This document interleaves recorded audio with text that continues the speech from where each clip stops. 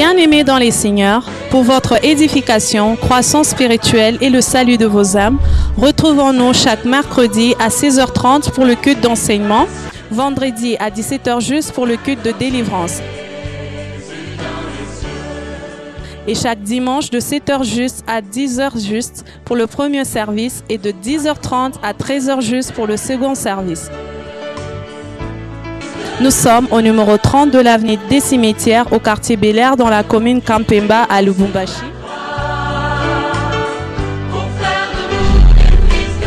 Cordial bienvenue à l'église Bread of Life Congo, paroisse mère, et que Dieu vous bénisse.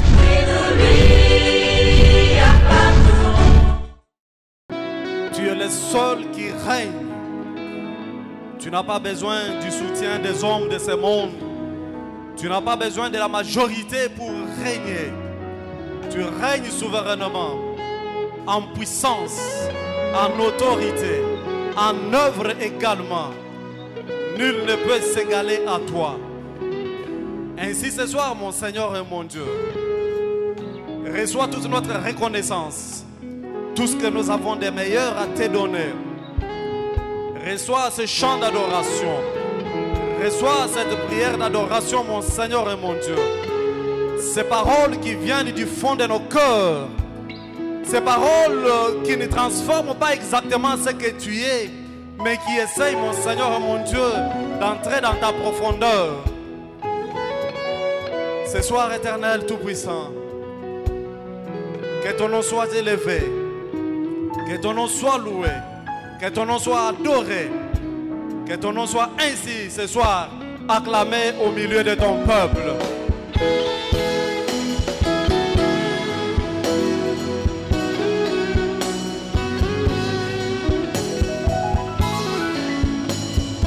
Bien-aimé, continue à acclamer encore le Seigneur.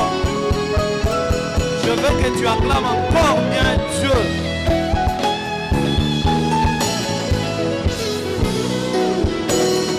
Nous avons un Dieu qui mérite nos acclamations. Oui.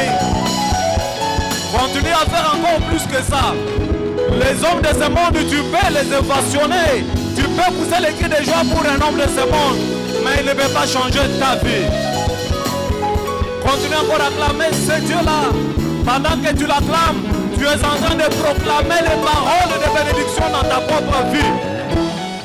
Pendant que tu acclames Dieu, tu es en train de proclamer la guérison dans ta vie.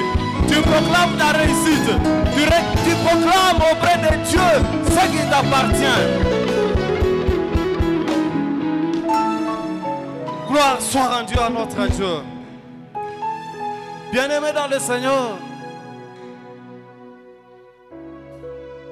parce que tu as acclamé le Seigneur ce soir, que les adversaires de ta vie deviennent les adversaires de ton Dieu.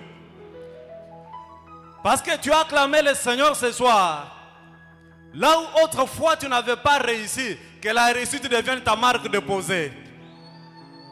Là où autrefois, mon frère, ma soeur, tu avais été négligé, abandonné, ce soir, parce que tu as acclamé Dieu, que la considération commence à devenir ta vie de chaque jour. Même si tu es né d'une famille qui n'a pas de nom, même si tu es issu d'une famille qui n'a pas de référence, ce soir je te donne la référence par excellence. Je te donne Jésus-Christ comme référence par excellence. Gloire soit rendue à notre Seigneur. Bien-aimé, je t'invite à saluer d'abord ton voisin. Salue ton voisin, souhaite-lui un bon après-midi. Dis-lui bon après-midi mon frère, bon après-midi ma soeur. C'est une joie pour moi de te voir ce soir vivant, surtout dans la présence de Dieu. Tu n'es pas venu dans la présence d'un homme qui manque de solutions. Tu es venu dans la présence de celui qui a les solutions, pas la solution, les solutions à tous tes problèmes. Alléluia. Amen. J'ai beaucoup aimé ce que maman modératrice a dit ici. Notre Dieu, il est capable de décider, même pendant que toi tu as déjà dit que c'est la saison sèche, il n'y aura pas de pluie. Dieu est capable de décider et de faire tomber la pluie pendant la saison sèche. Alléluia. Il est le maître des temps et des circonstances. Il contrôle tout. Si ta vie est un temps, si ta vie est une circonstance, sache qu'il y a un maître qui contrôle tout ça. Alléluia. Nous allons passer à la lecture de la parole que nous allons partager ce soir, selon que l'Esprit de Dieu va nous venir en aide. D'emblée, je te donne une bonne information. Tu ne t'es pas déplacé pour répondre à un programme ordinaire. Tu ne t'es pas déplacé pour venir répondre à un rendez-vous qui a été fixé pour entrer en contact avec quelqu'un qui à un moment va dire « cette situation me dépasse ». Tu es venu dans la présence et répondre au rendez-vous de celui qui a non seulement les solutions à tous tes problèmes, mais celui qui a aussi ta vie entre ses mains. Et ce qui est entre les mains du Seigneur, nul ne peut les ravir. Alléluia. Nous allons passer à la lecture de la parole. Mais bien avant cela, je suis très reconnaissant à notre Dieu qui a permis que nous soyons ici devant ce soir afin de parler de sa part. Il nous a donné le souffle de vie. Il a permis, par les canaux de son serviteur, notre papa, il a permis que nous puissions parler son peuple. Papa, nous vous disons merci pour cette opportunité que vous nous donnez de parler de la part du Seigneur. Vous savez, ce n'est pas toujours facile quand on vous dit vous allez parler au peuple de Dieu. C'est une charge terrible, je vous l'ai dit. Nous sommes dans les livres des Galates. C'est vraiment un passage connu de beaucoup de gens, j'espère. Mais nous allons les lire et essayer de partager la pensée du Seigneur. Nous sommes dans les livres des Galates au chapitre 5. Et nous allons lire à partir du 18e verset. Nous irons jusqu'au verset 22. Nous lisons la parole du Seigneur au nom de Jésus-Christ. Si vous êtes conduits par l'Esprit, vous n'êtes point sous la loi. Or, les œuvres de la chair sont manifestes. Ce sont l'impudicité, l'impureté, la dissolution, l'idolâtrie, la magie, les inimitiés, les querelles, la jalousie, les animosités, les disputes, les divisions, les sectes, l'envie, l'ivrognerie, les excès de table et les choses semblables. Je vous dis d'avance, comme je l'ai déjà dit, que ceux qui commettent de telles choses n'hériteront point les royaumes de Dieu. Mais le fruit de l'esprit, c'est l'amour, la joie, la paix, la patience, la bonté, la bénignité, la fidélité, la douceur, la tempérance. Alléluia. Bien-aimés dans le Seigneur, avant d'entamer notre partage sur ce texte ici, il y a une chose que nous devons savoir. Le monde dans lequel nous vivons, c'est un monde qui a été créé par Dieu. Même nous qui habitons ce monde, nous sommes les fruits de Dieu. C'est Dieu qui nous a créés. Le diable n'a pas créé quelque chose. Le diable, c'est juste un tricheur. L'homme étant établi dans le monde, et particulièrement, premièrement, dans le jardin d'Éden, il a fait subir à l'humanité la toute première catastrophe entre lui et son Créateur. Donc, si on peut même parler, on peut bien dire la première catastrophe entre le ciel et la terre. Et cette première catastrophe, c'est quoi? C'est la désobéissance. Et cette désobéissance a conduit l'homme à perdre sa relation, sa position privilégiée, sa position de considération. Il a perdu cette position-là devant Dieu. Et ainsi, l'homme s'est retrouvé en train d'errer ça et là, sans solution, abandonné, tout simplement parce qu'il a créé la rupture entre lui et son Dieu. Et cette rupture est justifiée par quoi? Par sa désobéissance. Mais comme Dieu aime l'homme, comme le souhait de notre Dieu est que l'homme ne périsse pas, quelle que soit sa méchanceté, que l'homme change et qu'il hérite la vie éternelle, Dieu a créé un deuxième tableau qui est considéré comme le dénouement de la situation. Parce que la toute première situation a créé un conflit entre Dieu et l'homme. Et Dieu, en aimant l'homme, continuant toujours à aimer l'homme, il a créé une situation de dénouement. Pour dénouer une situation, qu'est-ce qu'on doit faire? On doit trouver une solution qui, à la fin, rétablit l'homme dans sa situation et apporte une bonne nouvelle. Et qu'est-ce que Dieu a fait pour dénouer cette crise qui a existé entre lui et l'homme? Dieu a envoyé son Fils unique, qui est Jésus-Christ. Et Jésus-Christ, bien-aimé dans le Seigneur, avant que je n'aille plus loin, je vous donne un petit exemple. Quand vous allez dans un magasin, vous voulez acheter un article. Vous pointez l'article, on vous dit que ça, c'est resté juste un échantillon. On ne peut pas vous vendre cet échantillon. On garde cet échantillon pour prouver à tous ceux qui passent que si vous avez besoin de cet article, vous pouvez facilement le trouver ici chez nous. Curieusement, là je rentre à la situation du dénouement de la crise qu'il y avait entre Dieu et l'homme. Dieu a dénoué cette situation en envoyant son Fils unique, que je considère comme étant le seul échantillon de l'amour qu'il avait au ciel. Et il a accepté d'envoyer Jésus-Christ, l'échantillon principal, le seul qui lui était resté. Il a accepté de l'envoyer sur cette terre pour que toi et moi, nous soyons sauvés. Est-ce que nous pouvons acclamer pour un Jésus qui a été envoyé sur cette terre, l'échantillon qui est venu, qui a abandonné tout au ciel, afin que toi et moi, nous soyons sauvés. Alléluia. Et pour que nous soyons sauvés, écoutez la phrase qui sort de la bouche de Jésus-Christ. Et là, nous sommes dans le livre de Jean, chapitre 15, verset 16. La Bible dit, et c'est Jésus qui parle, « Ce n'est pas vous qui m'avez choisi, mais c'est moi qui vous ai choisi. Et c'est moi qui vous ai établi, afin que vous puissiez porter le fruit. » L'homme qui a été établi par Dieu, il n'a pas réussi à produire le fruit de l'obéissance. Il a produit le fruit de la désobéissance. Mais l'homme racheté, l'homme régénéré, qui a été établi, il lui est demandé de porter les fruits et que ces fruits-là demeurent. Donc, autrement dit, tel que nous sommes là, l'homme est considéré comme un arbre. Et un arbre doit produire des fruits. Or, l'arbre, avant d'être arbre, il demeure d'abord une semence. Et quand vous semez, c'est alors que vous avez l'arbre et l'arbre produit les fruits. Et quand un arbre qu'on a semé ne pousse pas, on comprend que c'était une mauvaise semence.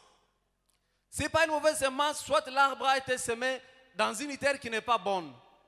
Et quand l'arbre pousse, l'arbre doit croître. Et croissant, atteignant la maturation, l'arbre doit produire des fruits. C'est de cette manière-là que Dieu nous considère aussi. Il nous considère comme des arbres capables de produire les fruits. Cependant, pour produire les fruits, par rapport à ce que la parole nous demande, nous devons être remplis de l'Esprit. Alléluia. Ici, nous devons savoir qu'il y a deux choses. Il y a les dons de l'Esprit que vous allez retrouver, si vous voulez lire dans les livres de 1 Corinthiens à partir du chapitre 12. Et il y a aussi les fruits de l'Esprit. Et nous, ce soir, nous allons nous attarder uniquement sur les fruits de l'Esprit. Alléluia. C'est ainsi que le thème de mon message, pour ceux qui écrivent, vous pouvez écrire « Marcher selon l'Esprit ». Alléluia. Alléluia. Nous qui avons été rachetés, nous qui sommes les produits du grand sacrifice, il nous est demandé de marcher selon l'Esprit. Et la Bible nous recommande non seulement de marcher selon l'esprit, mais aussi de produire les fruits de l'esprit. Si vous ne produisez pas les fruits de l'esprit, donc vous produisez le contraire des fruits de l'esprit. Or, le contraire des fruits de l'esprit, c'est quoi? Donc vous produisez les œuvres de la chair. Quand vous lisez dans les livres de Galates, je crois au chapitre 19, or les œuvres de la chair sont manifestes. C'est-à-dire que les œuvres de la chair sont visibles et elles sont palpables. Et la Bible les énumère même. Là où tu es, commence à faire non seulement un examen de conscience, mais commence à vérifier toi-même. Tu es un arbre qui produit quel type de fruits? Tu produis l'impudicité, tu produis l'impureté, tu produis l'idolâtrie. Alléluia. La Bible énumère ici, ces œuvres ici. Pour ceux qui lisent, jetez un coup d'œil avec moi. Vous allez voir que la Bible parle des œuvres de l'esprit, mais pour ce qui concerne, plutôt les œuvres de la chair, mais pour ce qui concerne les œuvres de l'esprit, ce qui est curieux en lisant la parole, on ne dit pas les œuvres de l'esprit sont l'amour, la joie, la patience. Non, on dit tout simplement les œuvres, mais les fruits de l'esprit, c'est l'amour, la patience, ainsi de suite. Nous allons les voir. Ce qui m'étonne, c'est que pourquoi pour ce qui est des œuvres de la chair, on les donne, on parle au pluriel, et pour ce qui est des œuvres, ou pour ce qui est des fruits de l'esprit, on parle au singulier. Nous allons voir ça plus tard, développant le message. Rentrons à ce qui concerne les œuvres de la chair. Bien-aimé dans le Seigneur, j'aimerais que tu te situes pédagogiquement comme un arbre. L'arbre, c'est toi là, et la semence, c'est le Saint-Esprit.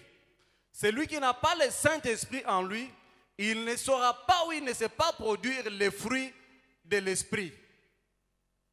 Celui qui manque le Saint-Esprit, ou celui qui manque l'Esprit, il va produire les œuvres de la chair au lieu de produire les œuvres de l'Esprit. Aujourd'hui, on est incapable de faire la distinction entre ceux qui viennent à l'église et ceux qui restent dans le monde. On ne sait pas établir valablement la différence, tout simplement parce que les uns, tout comme les autres, produisent les fruits qui sont similaires. Cependant, nous, enfants de Dieu, nous sommes invités à produire les fruits qui vont établir la différence entre nous et ceux-là qui sont encore dans le monde et qui produisent les œuvres de la chair. Alléluia. Je sais que ce genre de message, parfois, quelqu'un peut se dire, mais lui, quand il nous dit ça, est-ce qu'il est saint? Parce que quand quelqu'un est dans le péché, sa toute première réaction, c'est de dire, mais je ne suis pas seul dans cette situation. Alléluia. Alléluia. Un arbre ne peut pas demander à un autre arbre, pourquoi toi tu ne produis pas les fruits? Même s'ils sont tous dans une même ferme, chaque arbre s'occupe de produire, si pas ses fruits à lui, ou bien il ne les produit pas, et le fermier viendra seulement constater que ça c'est un arbre stérile, ça c'est un arbre qui produit les fruits. Et toi mon frère, ma soeur, j'aimerais que Jésus-Christ constate que tu es un arbre qui produit les fruits. Alléluia. Mais les fruits que toi tu produis, tu les produis pour l'avancement de l'œuvre ou bien tu les produis pour créer la confusion. Commençons par les fruits, les œuvres plutôt de la chair. La Bible parle de l'impudicité, la Bible parle de l'idolâtrie, la Bible parle de l'ivrognerie. Il y en a beaucoup. Je ne saurais pas les énumérer toutes et les analyser à la lumière de la parole, du comportement dans la société. Mais je voudrais ici prendre un élément par rapport aux œuvres de la chair. Savez-vous que, tel que nous sommes là, il y a des gens qui ont donné leur vie à Dieu. Et ils sont avec nous. Mais ces gens-là sont jusqu'ici à l'étape de fréquenteurs de l'église. Un fréquenteur de l'église est différent d'un chrétien. Alléluia. Un fréquenteur de l'église, c'est un homme d'abord caractérisé par l'instabilité dans sa manière de confesser sa foi. Il est aujourd'hui ici à Bread of Life. Demain, vous allez le retrouver ailleurs. Après-demain, vous le retrouvez dans un ministère. Après-demain, vous le retrouvez dans une autre église qui n'a pas de nom. Alléluia. Et cet homme-là est caractérisé par cette instabilité-là. Mais ici, j'aimerais que nous puissions nous mettre d'accord sur une chose.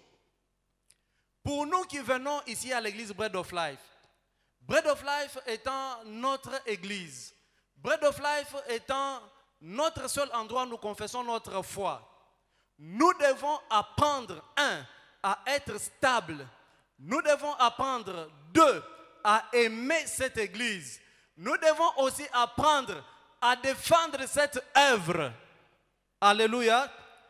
Il y a des gens qui n'ont même pas une véritable foi. Je m'abstiens seulement de les citer. Ce sont des religions qui ont une foi à problème. Mais ces religions-là se battent jusqu'au point même de tuer pour défendre leurs religions qui sont d'ailleurs de fausses religions. Alléluia. Amen. Hein?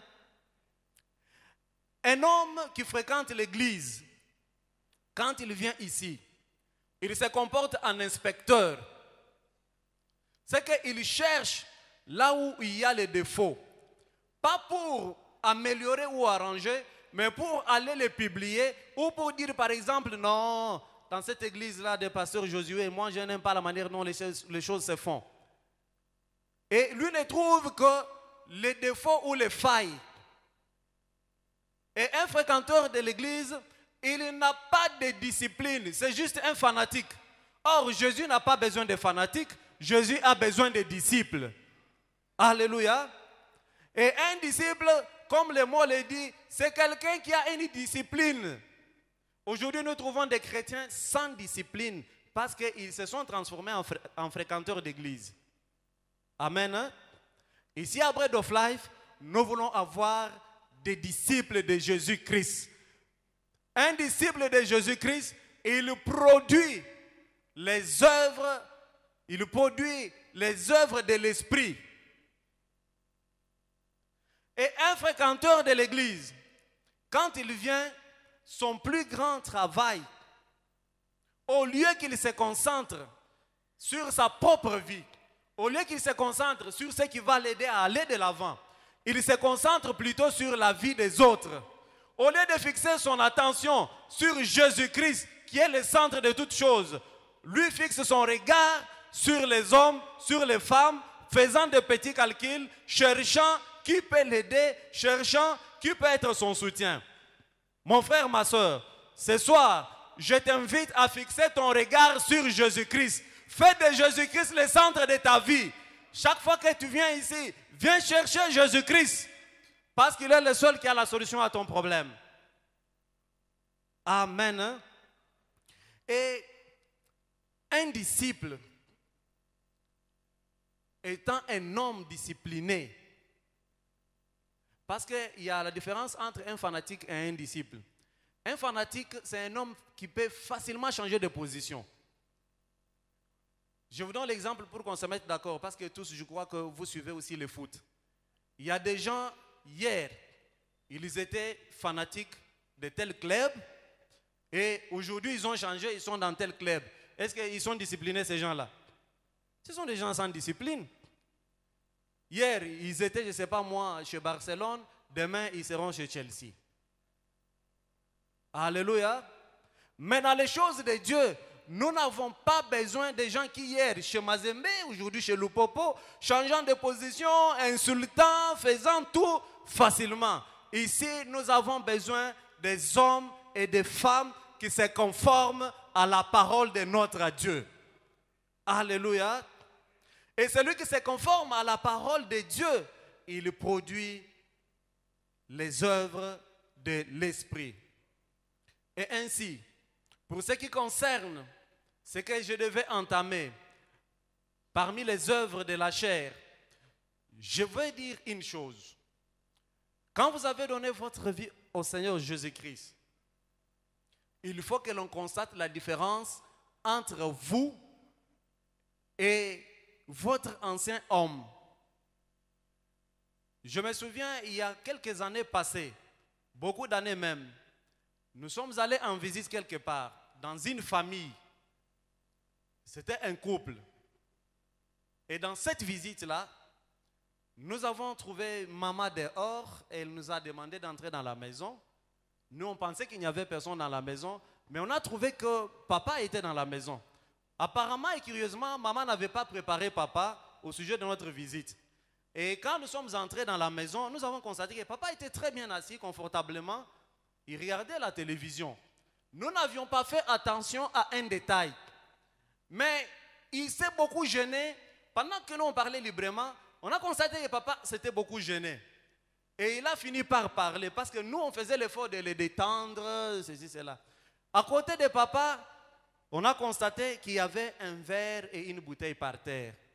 C'est lui qui a fait même que notre attention soit un peu de ce côté-là. Et ce que j'ai aimé, c'est quoi? Papa a soulevé seul son verre et sa bouteille.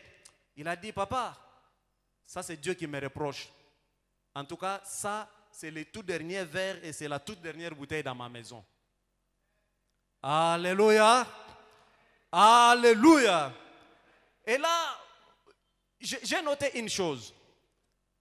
J'ai compris que il y a des gens qui sont avec nous, mais qui n'ont pas encore abandonné certaines habitudes. Heureusement pour ces papas-là, notre visite avait été pour lui une occasion d'abandonner son verre et sa bouteille. Maintenant, voici la question que je te pose, toi. Qu'est-ce que toi, tu es prêt à abandonner dans ta vie? Lui, au moins, avait pris la décision d'abandonner son verre et sa bouteille. Et puis, je suis très convaincu, je lui fais confiance. Ce papa-là, il a abandonné. Il est avec nous à l'église. Seulement pendant que je parle là, il n'est pas là. Parce que vous, si je dis pendant que je parle, il est là, il y a des gens qui ont des yeux qui voient même ce que les autres ne voient pas. Mais il n'est pas avec nous en ce moment. S'il est là, il n'y a que moi qui le vois. Il a abandonné, il est devenu assidu, il respecte les programmes de l'église, dévotion matinale, il est très engagé à l'église. Alléluia.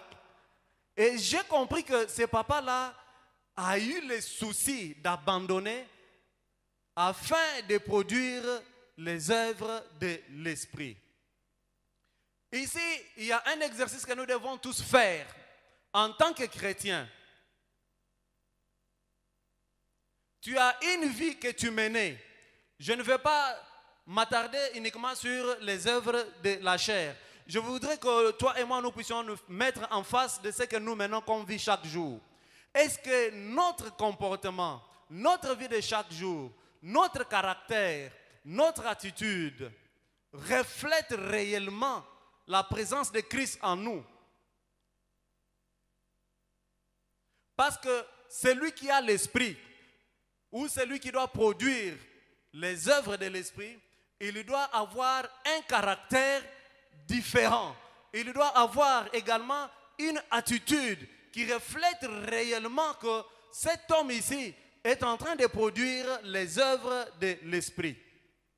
Maman, papa, au travail, mon frère, partout où tu es, est-ce que tu produis réellement les œuvres de l'esprit? Dieu m'a fait, je ne sais pas dire, c'est Dieu ou bien ce sont les circonstances.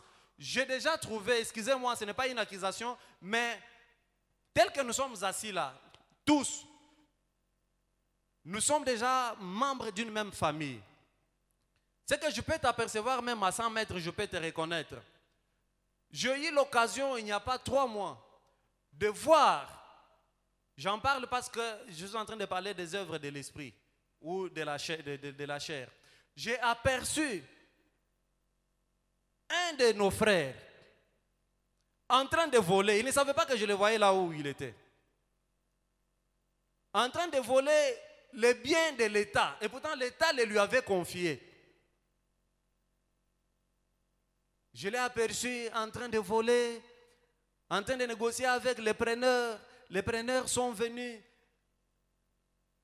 Ils ont pris la marchandise et puis on leur a donné de l'argent. Il était avec ses amis, ils ont empoché et ils ont démarré le véhicule, ils sont partis. Heureusement, là où j'étais, je n'avais pas dit bonjour à mon frère là. parce que je n'étais pas du tout très loin de lui. J'étais à peu près à 50 mètres. Moi, à la première vue, quand je l'avais aperçu, je voulais le saluer, bonjour mon frère. Mais je m'étais retenu, je me suis dit, ah bon, 50 mètres c'est un peu loin, peut-être que comme il était avec ses amis. Cependant que là où il était avec ses amis, c'était pour une opération. Maintenant, regarde les œuvres que toi tu produis en tant que frère de l'église Bread of Life. Alléluia. Amen. Hein? Frères et sœurs, là il s'agit de ces frères-là. Mais toi, là où tu es, est-ce que tu produis aussi les œuvres de l'esprit? Je n'ai pris que l'ivrognerie pour que ça nous serve peut-être de base pour plusieurs. Parce que nombreux tels que nous sommes ici, il y a des gens qui n'arrivent pas à abandonner parce qu'ils ne veulent pas se faire une discipline. Ils ne font aucun exercice, ils ne font aucun effort. Mon frère, ma soeur, la vie chrétienne, c'est une vie de discipline et une vie d'effort. Tu dois faire un effort d'abandonner, tu dois faire l'effort de quitter, tu dois faire l'effort de te séparer de ceux qui ne t'aident pas à avancer dans la vie. Alléluia. Si tu ne fais aucun effort, ne pense pas que Dieu va descendre du ciel pour venir faire ce que toi tu es en mesure de faire. Aujourd'hui, l'Église est tombée pratiquement dans ce qui avait été dit par un philosophe. Je me souviens d'un philosophe, il s'appelle, je crois, Karl Marx. Marx a dit, la religion est devenue l'opium du peuple. Et aujourd'hui, l'Église est tombée justement dans ce qu'il avait dit. Soit les gens utilisent la religion pour escroquer les autres, soit les uns dans la religion, ils se comportent vaille que vaille. Alléluia. La vie chrétienne, c'est une vie de discipline, mon frère, ma soeur. Dieu ne viendra pas faire ce que toi tu es en mesure de faire. Si tu veux voir l'incapacité de Dieu, essaye de le mettre devant ce que toi tu es capable de faire. C'est alors que tu verras l'incapacité de Dieu. Dieu ne descendra pas du ciel pour venir faire ce que toi tu es en mesure de faire, mon frère, ma soeur. En Afrique particulièrement, nous sommes en train de devenir des grands paresseux. Et même l'Église, par moments, forme des paresseux sans le savoir. Parce qu'on fait croire aux gens que Dieu est capable de tout. On n'en disconvient pas. Dieu est capable de tout. Mais il a mis en nous les capacités de faire les choses que lui, Dieu, ne viendra plus faire à notre place. Alléluia. Je te donne un exemple. Quand tu veux te marier, il faut que Dieu vienne te donner la femme, ou bien il faut que toi tu te lèves, que tu ailles chercher la femme. C'est à toi de te lever, à toi d'aller chercher la femme. Quand tu as par exemple ton diplôme, tu es un homme intelligent, une femme intelligente. Tu cherches le travail. Si tu es à la maison croisant les bras, le travail va te suivre à la maison. Alléluia. Le travail ne va pas te suivre à la maison. Tu dois te lever, tu dois aller chercher. Parce que ça, c'est ton secteur à toi. Et Dieu, son secteur, c'est lequel il t'a donné l'intelligence. Il a permis que tu réussisses. Il a permis que tu sois en bonne santé. Et il crée même un environnement propice où tu peux aller chercher et trouver. De même aussi pour ce qui concerne les œuvres de l'esprit. Bien-aimé dans le Seigneur, tu veux produire les œuvres de l'esprit. Tu es libre. Tu en as les capacités. Dieu t'en a donné les possibilités. Et Dieu te soutient dans ce processus-là. Un homme qui ne fait aucun effort pour abandonner. Un homme qui ne fait aucun effort pour produire. Cet homme-là est destiné à l'échec. Cependant que l'Église, nous ne voulons pas constituer ici une constellation des hommes qui ont échoué. Notre Jésus-Christ n'a pas échoué. Notre Jésus-Christ n'est pas l'échantillon de l'échec. Notre Jésus-Christ est l'échantillon de la réussite. Notre Jésus-Christ est l'échantillon de ceux-là qui vont loin et qui réussissent toujours. Alléluia. Je sais que ça va te faire mal quelque part. Parce que tu étais déjà habitué à croire que Dieu viendra faire tout à ta place. Faux et archi faux. Dieu ne viendra pas faire tout à notre place. Il y a des choses que nous devons faire. Il y a des choses que nous situons devant cela, nous devons prendre une décision. C'est comme donner même ta vie au Seigneur. Si tu ne prends pas la décision de donner ta vie au Seigneur, le Seigneur ne viendra pas t'exhorter à lui donner ta vie. Toi-même, tu dois regarder l'environnement. Tu regardes la vie, la condition dans laquelle tu es. Tu es dans la condition d'un homme destiné à la vie éternelle, ou bien tu es dans la condition d'un homme destiné à l'échec, à l'enfer et au grincement des dents. Et quand tu fais cet examen-là, tu prends toi-même la décision. Tu te dis, bon, dans cette situation, il faut que je bascule du côté de mon Seigneur Jésus-Christ, afin que j'aie la vie sauve. Alléluia. Parlons des fruits de l'esprit. Je voudrais ici parler particulièrement de 2 fruits. Et c'est avec cela que nous allons nous entretenir un peu longuement et arriver aussi à la conclusion. Les fruits de l'esprit, c'est l'amour, la joie, la paix, la patience, la bonté, la bénignité, la fidélité, la douceur et la tempérance. Alléluia. Alléluia.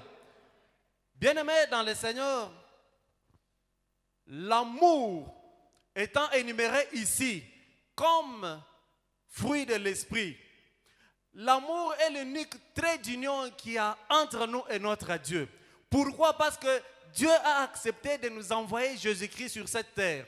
Et la caractéristique principale de cet acte, c'est l'amour. L'amour, bien-aimé dans le Seigneur, ce n'est pas un chant tout simplement. L'amour, ce n'est pas plutôt une parole ordinaire, mais l'amour, c'est un acte. L'amour doit se vivre.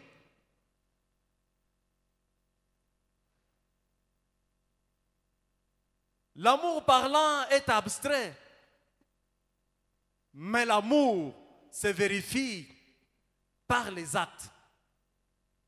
Alléluia. Aujourd'hui, l'Église, nous avons besoin plus d'amour que de haine et que de jalousie. Si l'humanité a connu la première catastrophe que j'ai appelée ici, la rupture de la relation entre Dieu et l'homme, aujourd'hui, le monde est en train de traverser une autre crise terrible. Et cette crise-là, c'est le manque de l'amour. Alléluia. Demande à ton voisin, est-ce que tu as de l'amour véritable? Aujourd'hui, l'amour est devenu une perle très rare, même à l'église de Dieu. Et d'ailleurs, quand vous allez plus loin, le monde reproche même à l'église du fait que même ceux qui sont à l'église, ils manquent aussi l'amour. Mais ici chez nous, ce n'est pas le cas. Ici chez nous, nous sommes caractérisés par l'amour du prochain. Est-ce que tu peux acclamer pour ton prochain si réellement tu l'aimes? Parce que c'est l'unique caractéristique que nous devons avoir. Ici, je voudrais parler de l'amour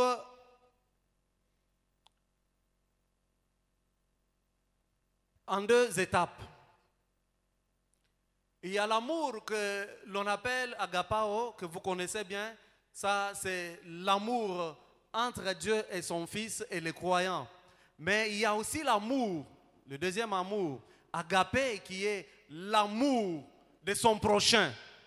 C'est de cet amour que j'aimerais parler ce soir, qui est comme le fruit de l'esprit. Bien-aimé dans le Seigneur,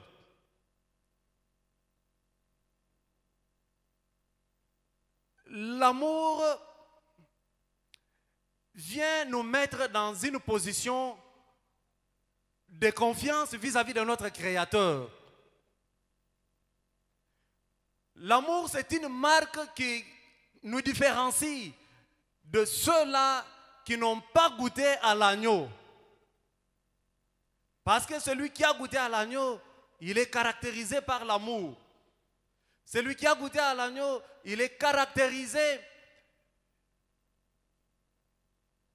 par la présence de l'Esprit en lui. L'Église de Dieu doit prendre position. Et la position de l'Église de Dieu, c'est de faire de l'amour la vie quotidienne. Et de quel amour je parle? De l'amour de son prochain. Je ne veux pas toucher d'abord à l'amour de Dieu. Je touche d'abord l'amour de ton prochain. Bien-aimés dans le Seigneur, aujourd'hui, les gens produisent le contraire de l'amour. Et vous savez, le contraire de l'amour, c'est quoi? Le contraire de l'amour, c'est la haine. Quand vous apprenez, par exemple, que votre frère est en difficulté, votre frère a connu un problème, votre frère est en train de traverser une situation difficile, quelle est votre attitude, vous qui êtes en mesure de l'aider?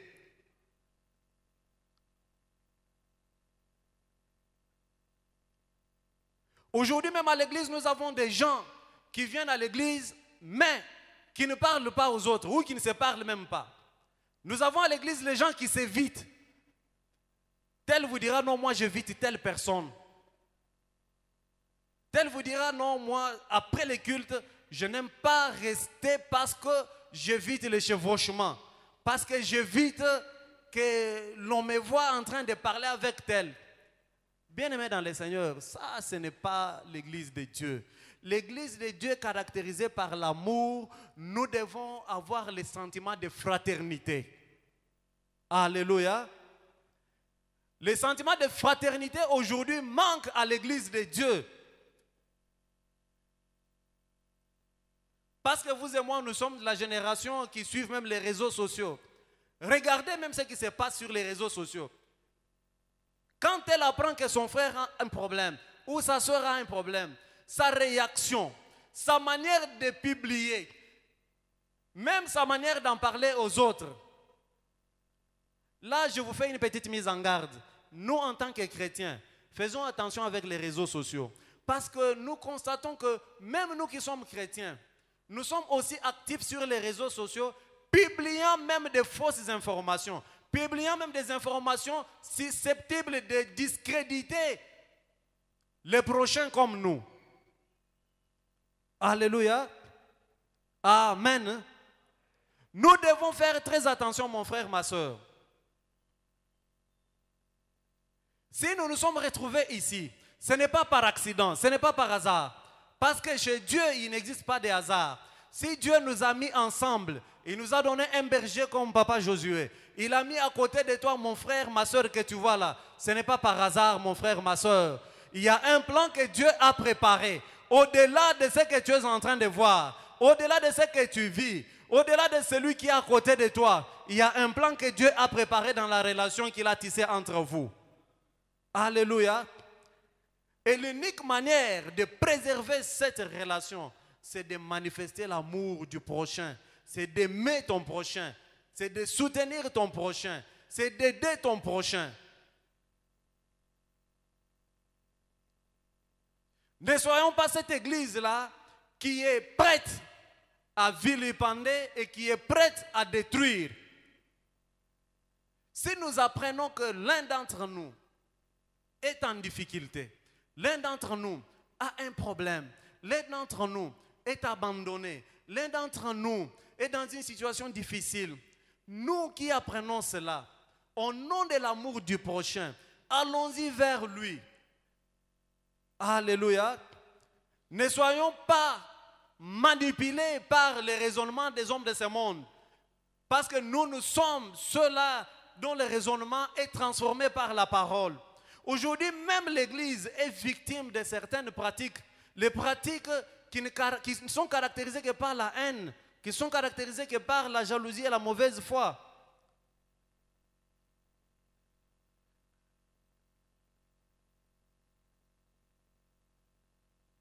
Ce que la Bible a énuméré ici, comme les œuvres de la chair, la Bible va même plus loin en disant l'ivrognerie, les excès de table. Je ne vais pas parler des excès de table parce que nombreux ici sont champions en excès de table.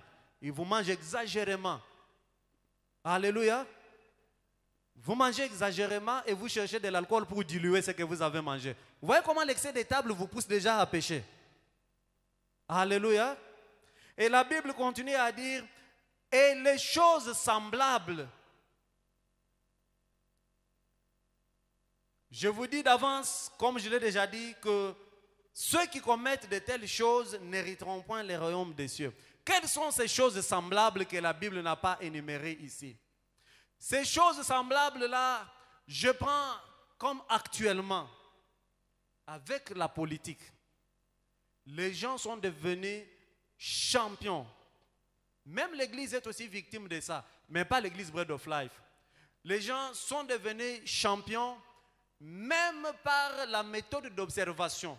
Il regarde son frère et il dit, Oyo, on n'a pas choisi ça. Alléluia. Amen. Tu vois comment maintenant tu inclines. Tu es aussi spécialiste en ça. Même les noms. On dit non, les noms de quelqu'un, ça sont les noms de... Bien-aimés dans le Seigneur. L'Église ne doit pas être spécialiste dans les pratiques qui ne manifestent pas l'amour de Dieu. Alléluia. Laissez le monde faire ces pratiques-là. Et depuis que le monde a fait ces pratiques-là, ils n'évoluent pas. Ils sont soit en train de s'entretuer, en train de se faire du mal avec la formule de crabe. C'est que quand tel cherche à monter, tel cherche à les retirer afin qu'ils ne montent pas. Non, nous l'Église, nous devons nous soutenir. L'Église, nous devons avoir l'habitude de faire monter et non de faire descendre. Alléluia. Vous apprenez par exemple que tel frère veut épouser telle sœur. Vous manifestez les sentiments d'animosité, d'inimitié et de haine incomparables.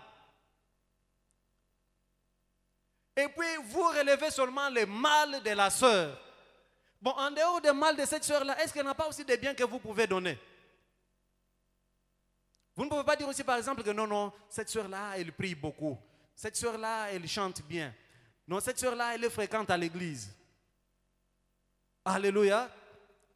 Ça, ce sont des signes qui prouvent qu'il n'y a pas l'amour du prochain. Bread of Life, soyons caractérisés par l'amour du prochain. Et l'amour supporte.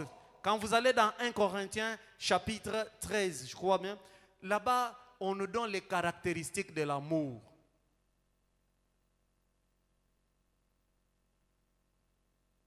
Celui qui n'a pas l'amour, il ne supporte pas les autres. Celui qui n'a pas l'amour du prochain, il n'arrive même pas à pardonner. Or, l'amour est caractérisé premièrement par le pardon. Est-ce que tu as la facilité de pardonner dans la vie? Il y a des gens ici qui ont un cœur...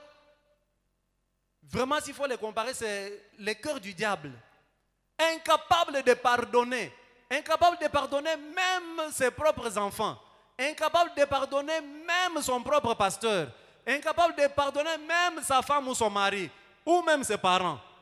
Si tu es là ce soir, que Dieu te délivre au nom du Seigneur Jésus-Christ.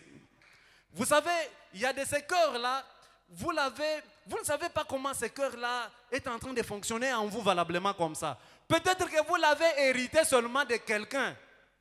Ce soir, si tu es là, que Dieu te délivre de cette hérédité-là. Un enfant de Dieu caractérisé par l'amour du prochain, il doit faire preuve du pardon dans sa vie. Si tu es là ce soir, mon frère, ma soeur, je te prie d'aller te réconcilier avec tous ceux-là et de pardonner tous ceux-là que tu as gardés longtemps dans ton cœur. Ton cœur n'est pas une prison. Ton cœur n'est pas Kasapa ou Makala. Ton cœur, c'est un endroit où siège la puissance du Saint-Esprit. Parce que ton corps est le temple du Saint-Esprit. Alléluia. Fais l'effort de produire les fruits du Saint-Esprit. Premièrement, l'amour. Si tu n'en as pas, demande à Dieu Parce que ça ne vient que de lui. L'amour ne vient pas des hommes de ce monde, ça vient de Dieu. Demande à Dieu de te donner un cœur capable d'aimer, un cœur capable de pardonner. Et quand on pardonne, on oublie. L'église Bread of Life, nous devons être une église qui apprend à pardonner, à oublier et à continuer le chemin. Alléluia. Même si ton frère t'avait blessé, il t'a empêché. Surtout, je prends le cas des musiciens. Les musiciens sont terribles, ils ne laissent passer rien. Quand on ne lui a pas permis de chanter, il se fâche. Il est même contre les dirigeants. Il devient têtu face aux dirigeants. Non, ici à Bread of Life, si vous êtes là dans notre chorale, que Dieu vous délivre de cet esprit-là.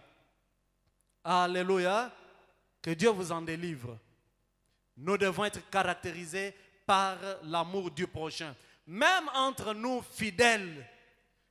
Comment pouvez-vous être avec nous ici? Mais vous avez la facilité de critiquer ou de faire du mal à quelqu'un d'autre qui est votre voisin, qui est votre frère, qui est votre soeur. Que Dieu vous délivre de cet esprit-là ce soir. Même si vous ne le voulez pas, même si cela est l'œuvre de votre famille, que Dieu vous en délivre, parce que Dieu est le maître même de nos familles. Et le deuxième élément au sujet des œuvres de l'esprit, je voudrais parler de la joie. Bien-aimés dans le Seigneur, les circonstances, les temps, l'environnement, l'atmosphère, la situation économique du pays, ou même les nouvelles qui nous parviennent dans le monde, quand vous les suivez, ça vous empêche d'être dans la joie. Parce que ça vous fait croire que la vie n'a plus aucune importance. La vie est en perpétuelle difficulté devant les événements. Je l'ai toujours dit et je ne cesserai de le dire. La joie dont j'aimerais parler ici, ce n'est pas la joie que vous avez quand vous avez acheté un véhicule. Ce n'est pas la joie que vous avez quand vous avez voyagé. Ce n'est pas la joie que vous avez parce que vous avez obtenu un emploi. Ce n'est pas la joie que vous avez parce que vous avez une nouvelle naissance. Vous pouvez avoir une nouvelle naissance aujourd'hui. Et demain, cette nouvelle naissance peut être à la base des problèmes dans votre propre vie. Vous pouvez avoir un travail aujourd'hui. Vous vous en réjouissez. Et ce travail-là peut être la source des problèmes dans votre vie. Ça peut être même la source de l'égarement de votre vie. Vous pouvez acheter un véhicule, vous vous en réjouissez aujourd'hui. Mais ce véhicule-là, je ne vous fais pas peur. Mais ce véhicule-là, demain, peut vous causer des ennuis. Vous voyez que les choses de ce monde ne nous procurent pas la joie dont j'aimerais parler ici. Tu peux même être ami du président de la République. Tu peux t'en réjouir aujourd'hui. Dire que tu as de bonnes relations avec les chefs.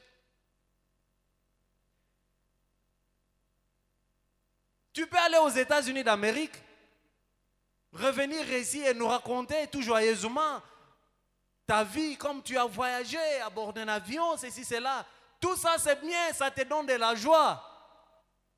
Mais ce n'est pas de cette joie-là que moi, j'aimerais parler ce soir.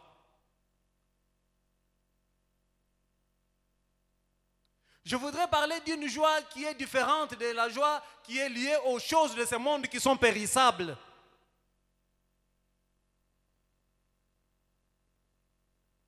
Je peux même être aussi dans la joie d'être devant vous et vous parler, mais ça va passer.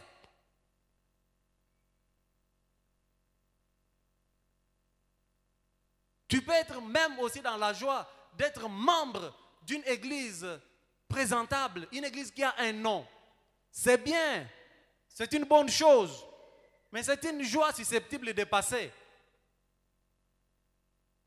Ici, je voudrais te parler d'une joie, mon frère, ma soeur, qui n'est pas venue de ce monde, une joie qui est venue du ciel, Et cette joie-là, c'est Jésus-Christ de Nazareth. Il est venu nous donner la joie véritable. Il est venu nous donner la paix. Et on chante même, je suis dans la joie. Et la suite?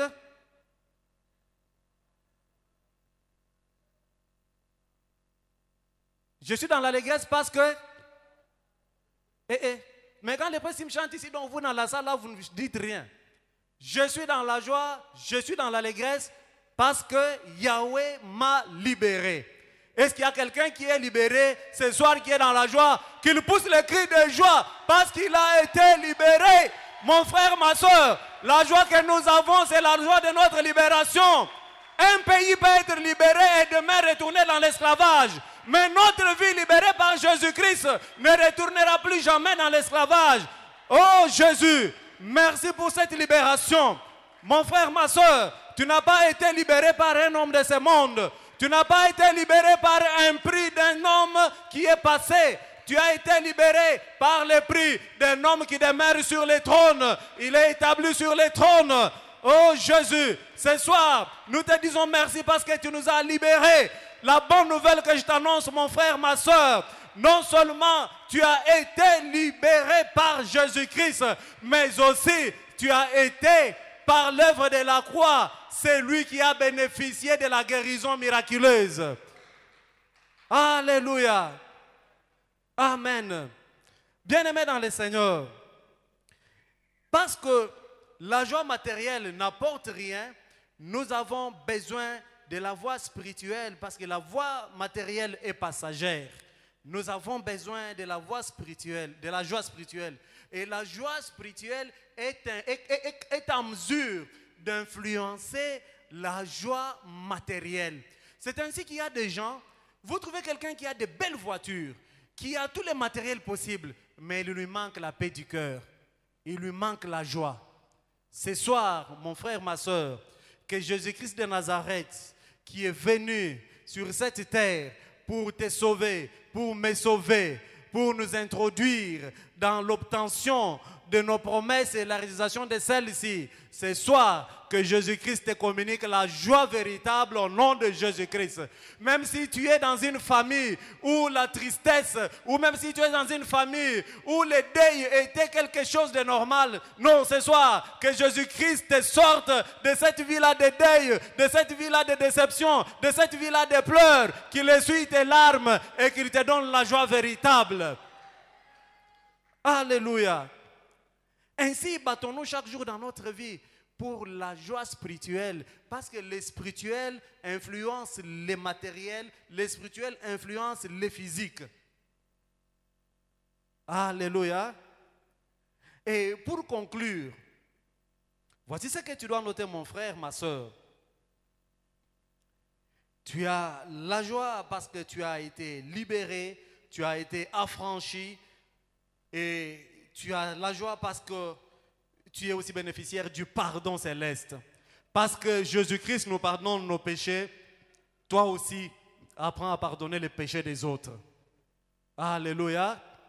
Et en conclusion, voici ce que tu dois retenir. Mon frère, ma soeur,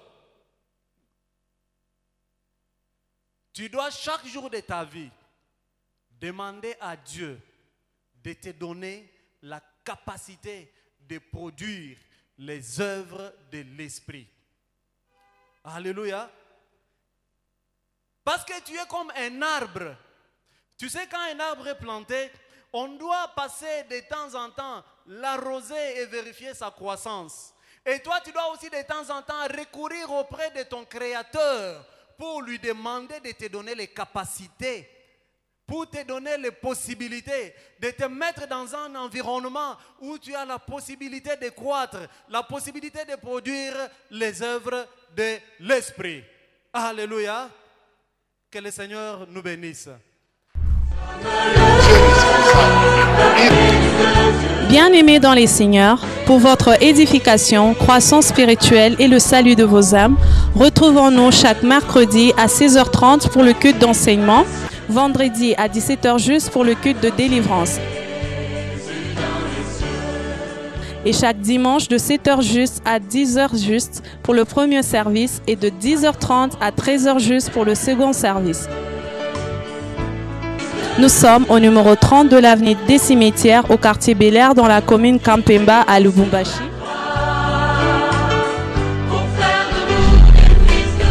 Cordial bienvenue à l'église Bread of Life Congo, paroisse mère, et que Dieu vous bénisse.